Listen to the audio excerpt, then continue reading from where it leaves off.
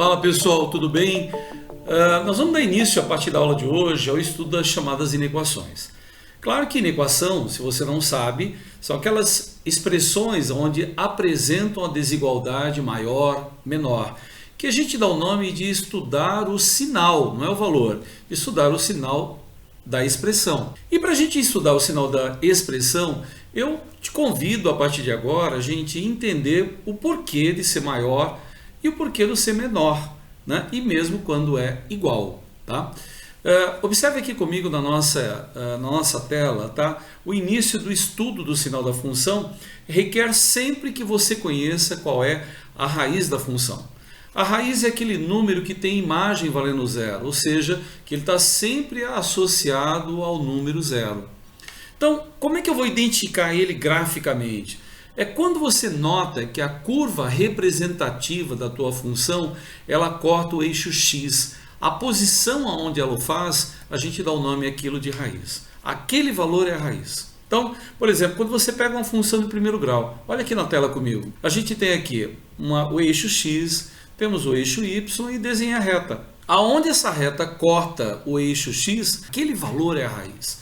Aí você vai dizer, cara, mas tudo bem, mas qual é a vantagem disso? É que agora quando você diz que é raiz, você está dizendo que ele está associado a uma imagem de valor igual a zero. Carlos, o que é imagem? O que é isso que você está falando? Isso vem lá de função, tá? Existe um vídeo no qual eu discuto o conceito de domínio, de imagem, de contradomínio, que você pode acompanhar para entender melhor a linguagem que eu vou usar aqui quando falamos de associar-se a quem é a imagem dele, tá? Te convido a você assistir. Nesse momento, eu quero que você analise comigo assim. Quando eu pego um valor maior do que a raiz, a gente entra dentro dessa região aqui em azul. O que significa isso? Que qualquer valor de x que eu pegue maior do que a raiz, ele vai até o gráfico e ele encontra um parceiro y que é sempre positivo. Então a gente diz que os parceiros de x que estão aqui, ou seja, os elementos de x maiores do que a raiz, eles vão encontrar sempre parceiros y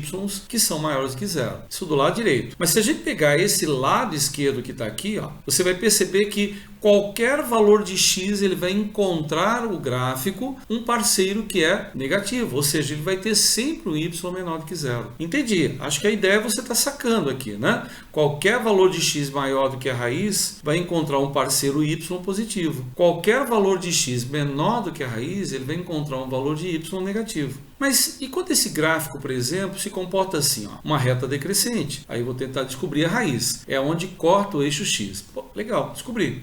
E agora? Agora eu vou analisar a esquerda da raiz, ó. É a parte que fica acima do eixo x, né?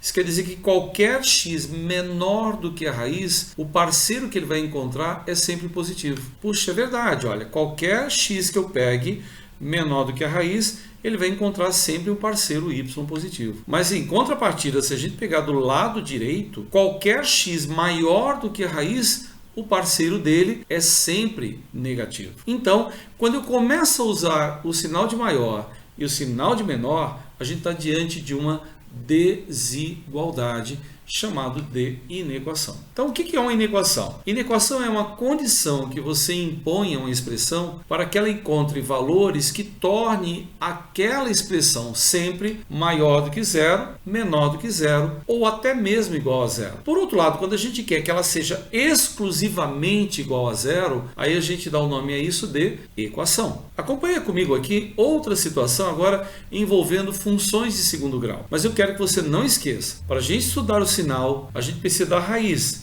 e a gente analisa o comportamento da imagem à direita daquela raiz e à esquerda dela também. Veja no caso aqui a função do segundo grau, chamo de caso 1 porque eu quero pegar uma função de segundo grau cujo gráfico é uma parábola, corta o eixo x duas vezes. Como corta o eixo x duas vezes, então ela deve ter duas raízes. À esquerda da primeira raiz, você percebe que fica a parte de cima, né? Acima do eixo. À direita da raiz, a mesma coisa vai acontecer. Então quer dizer que essa parte que está acima faz com que o y aqui seja sempre positivo. Mas qualquer valor entre as raízes, você nota que sempre a imagem ela é negativa. Ou seja, se eu pegar qualquer valor de x entre as raízes, o parceiro que ele vai encontrar é sempre um parceiro negativo. Em contrapartida, se a gente pegar a mesma parábola agora e colocar com a boca voltada para baixo, olha lá, primeira raiz, segunda raiz, ó, à esquerda da primeira raiz e à direita da segunda raiz, a gente agora pega essa região aqui, né? Abaixo do eixo X, a região de imagens negativas, ou seja, de valores de y negativo. Mas se eu pegar valores entre as raízes, eu vou encontrar sempre valores de y positivo. Entendi? Então, qualquer valor de x que eu encontro entre as raízes, o parceiro dele é positivo? Para essa situação, sim. E qualquer valor que esteja à direita da raiz ou à esquerda das raízes, ou seja, esteja na parte de fora das raízes, eles vão se associar sempre a valores de y negativo. Se você entendeu isso, coberto de razão. Vamos ver um segundo caso. Mas também vou precisar determinar as raízes, porque é a partir dela que a gente estuda o sinal. Então, veja nesse caso aqui. Agora eu peguei uma parábola que ela vai apenas encostar no eixo X. Quando encosta no eixo X, quer dizer que ela tem uma única raiz. E aí o que acontece? Como ela tem uma única raiz, no valor da raiz ela é igual a zero. Lembra? Sempre a raiz ela se associa a um y igual a zero. Mas se você pegar um valor à esquerda da raiz ou à direita da raiz, a gente vai encontrar sempre valores positivos. Isso com a boca voltada para cima. Então a gente diz que essa função ela é sempre positiva, mas ela assume o menor valor dela na raiz, que é quando na raiz ela tem imagem valendo zero, ou seja, ela tem um y valendo zero. Quando você pega com a boca voltada para baixo, como nesse caso aqui, ela também tem uma raiz. Mas nesse caso, na raiz, ela está dizendo que nesse valor ela vale zero. Mas a esquerda da raiz e a direita da raiz, ela é sempre negativa. Então quer dizer que ela é uma função sempre negativa, porém ela pode ter um valor máximo dela que é igual a zero. Tá? Então muita atenção. Tangenciou uma única vez,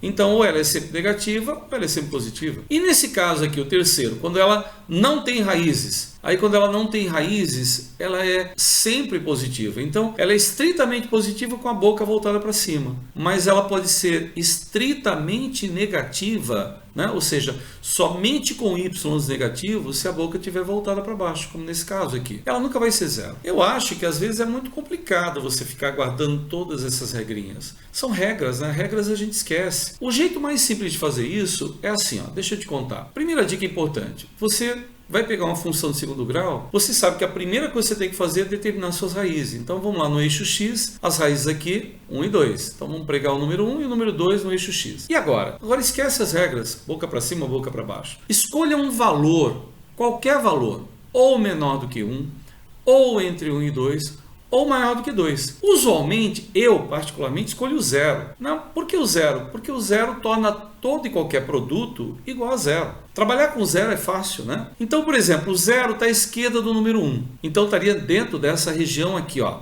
Eu vou pegar o zero e vou substituir na minha inequação. Quando eu substituo o zero na inequação, vai ficar zero ao quadrado, ou melhor, na minha expressão, né? Zero ao quadrado dá zero, menos 3 vezes zero dá zero, sobra 2. 2 é positivo. Então quer dizer que aqui é positivo. E agora? Agora você só precisa alternar os sinais. Se aqui é positivo, aqui é negativo e aqui é positivo. E se a gente pegar uma nova estrutura como essa daqui? Ela também é uma função de segundo grau. Vou procurar as suas raízes. Descubro que ela tem uma única raiz, que é o número 2. O que eu vou fazer? Eu vou analisar a esquerda do 2 e a direita do 2, o sinal que ela passa a ter. Vamos pegar um número menor do que 2. Por exemplo, 0. 0 é menor do que 2. Substitui 0. 0 ao quadrado dá 0. Menos 4 vezes 0 dá 0, sobra 4. Opa, então quer dizer que aqui ela é positiva. Mas e a direita do 2? A direita do 2, vamos pegar um número qualquer. Por exemplo, o número 3, ó. 3 ao quadrado dá 9, com 4, 13. Menos 4 vezes 3 dá menos 12, 13 com menos 12 dá 1. Então aqui também é positivo. A gente já tinha visto isso, né? Que quando ela tem uma única raiz, ou ela é sempre positiva, ou ela é sempre negativa. Então nesse caso, quando eu substituo um valor e eu noto que é positiva, ela é sempre positiva.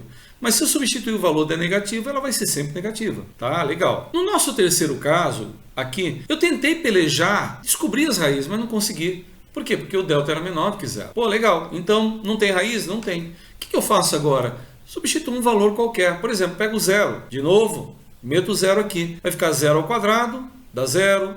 Mais 4 vezes 0 dá 0, sobra menos 4. Quando sobra menos 4, ele é negativo. Então, quer dizer que vai ser sempre negativo para todo e qualquer valor de x. Puxa, então aquelas regrinhas que eu vi é porque você provavelmente aprende assim na escola e você tem que saber o porquê da gente estar alternando os sinais. Mas obviamente na hora da H que eu tenho que resolver, descobrir se o sinal é positivo ou negativo, chuta um valor. Se tiver duas raízes, vai alternando os sinais. Se tiver uma raiz, vai ser sempre o mesmo sinal, mas chute um valor. E se não tiver raiz, chuta um valor, o sinal que der vai manter aquele mesmo sinal. Simples assim. Espero que você tenha curtido. Você está pronto agora para o nosso próximo vídeo, que é discutir o sinal das inequações. Tá bom? Me acompanha na próxima aula. Forte abraço.